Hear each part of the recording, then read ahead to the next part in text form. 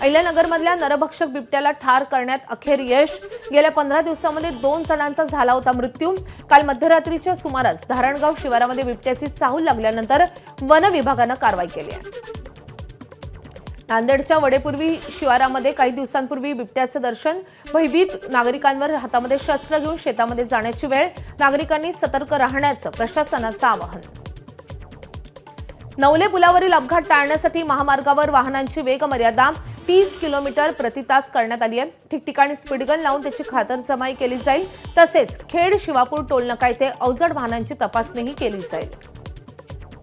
मद्यपी चालकांवर एसटी महामंडळाची नजर।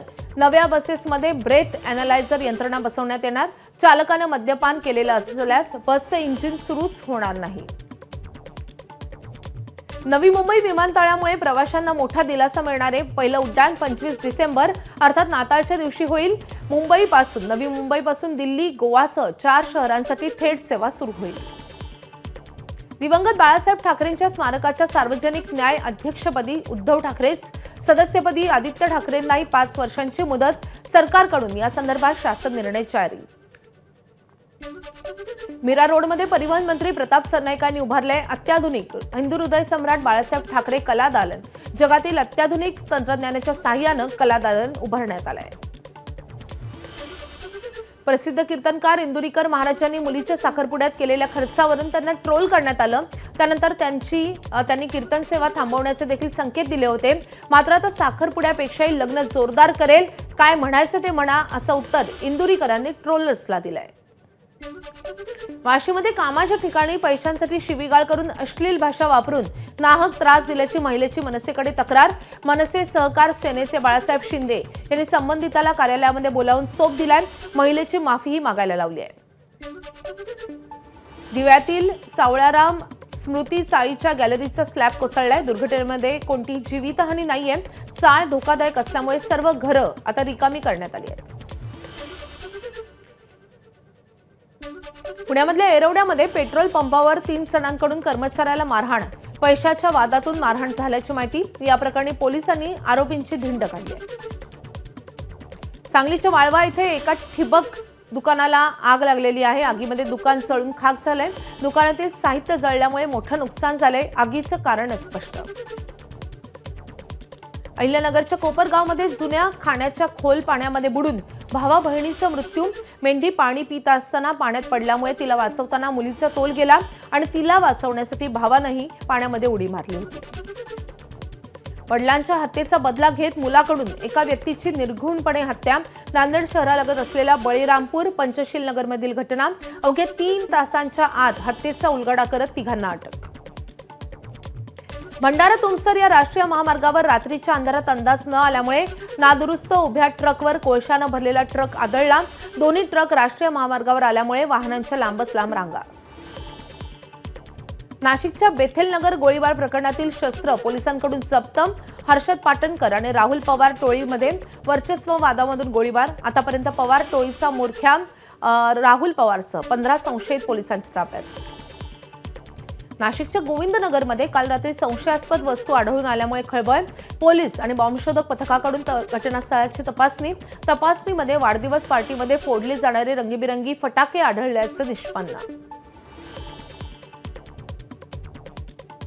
स्टेट बँक ऑफ इंडियानं 30 नोव्हेंबर नंतर एसबीआय आणि योनो लाईटद्वारे ऑनलाईन एमकॅश पाठवण्याची सुविधा बंद करण्याची घोषणा केली आहे। यूपीआय, आयएमपीएस, एनईएफटी आणि आरटीजीएस सारखे इतर सुरक्षित पर्याय वापरण्याची विनंती। ॲपल कंपनीनं नवीन मुख्य कार्यकारी अधिकाऱ्यांचा शोध सुरू केलाय। नव्या वर्षामध्ये ॲपलला नवीन सीईओ मिळावा यासाठी कंपनीचे प्रयत्न सुरू आहेत। कंपनीनं अद्याप यासंबंधी अधिकृतपणे कोणतीही माहिती शेअर केलेली नाहीये। नवीन सीईओ वरिष्ठ उपाध्यक्ष जॉन टर्नस असू शकतात। उत्तर प्रदेशामधल्या सोनभद्र येथे दगडखाण कोसळल्यामुळे दुर्घटना घडली आहे। 3 मजुरांचा मृत्यू झालाय। अनेक कामगार मातीच्या ढिगाऱ्याखाली अडकल्याची माहिती। दिल्ली स्फोटात वापरल्या गेलेल्या i20 कारचे आणखी एक सीसीटीव्ही फुटेज समोर। 30 ऑक्टोबरच्या सीसीटीव्ही फुटेजमध्ये कार विद्यापीठामध्ये प्रवेश करताना आणि बाहेर पडताना दिसते।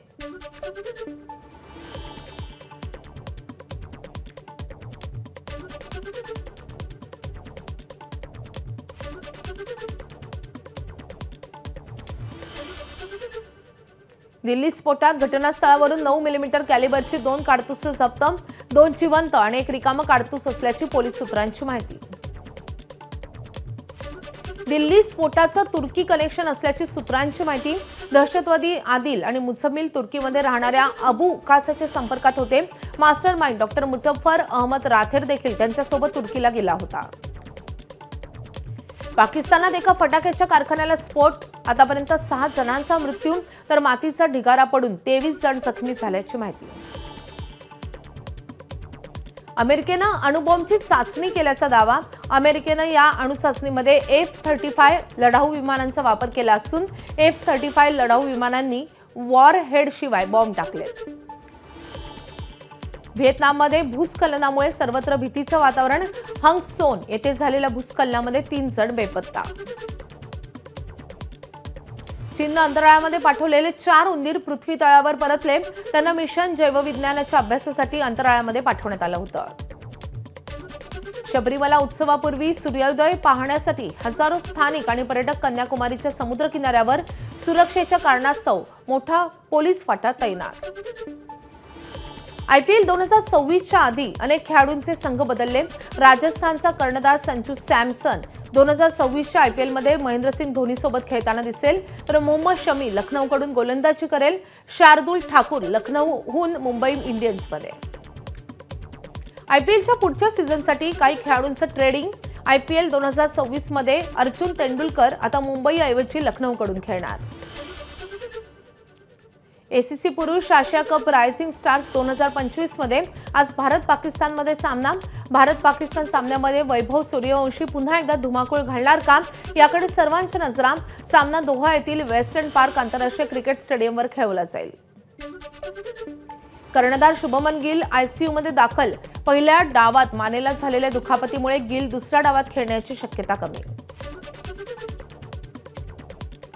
हॉलिवूडचा सुपरस्टार गायक एकॉनचा भारत दौरा सुरू. मात्र 14 नोव्हेंबरला बंगळुरूमध्ये झालेल्या कॉन्सर्टमध्ये चाहत्यांनी एकॉनसोबत गैरवर्तन केल्याचा व्हिडिओ व्हायरल. सादरीकरणादरम्यान चाहत्यांनी त्रास दिल्याचंही समोर. 19 नोव्हेंबरला मुंबईमध्ये होणार कॉन्सर्ट.